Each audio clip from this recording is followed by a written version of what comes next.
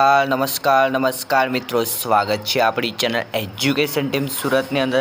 અને વિદ્યાર્થી મિત્રો જીડીએસ દ્વારા એટલે કે તમે જોઈ શકો છો જીડીએસ 2024 એટલે કે તમને ખબર જ છે કે 30,000 પ્લસ ફોર્મ બહાર પાડી દેવામાં આવ્યા છે અને મેરિટ વન પણ જાહેર થઈ ગયું છે।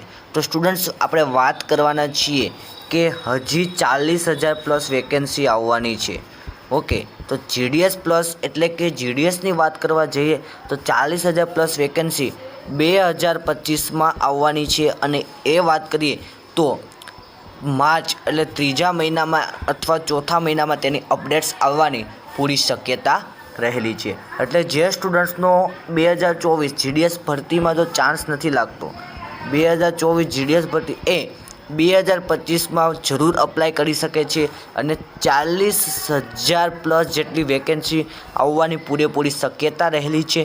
તો સ્ટુડન્ટ્સ કોઈ ટેન્શન નથી લેવાનું, કારણ કે 2024માં જો તમારું સિલેક્શન નહીં થાય તો 2025માં તમારું સિલેક્શન 100% થઈ જશે। અને બીજી વાત કરીએ તો 2025માં સ્ટુડન્ટ 40,000 વેકેન્સી આવશે, 40,000 પ્લસ વેકેન્સી આવશે। એમાં ઘણા બધા સ્ટુડન્ટ્સ એટલે કે 85 પ્લસ હશે, બધા સ્ટુડન્ટનું સિલેક્શન થઈ જશે।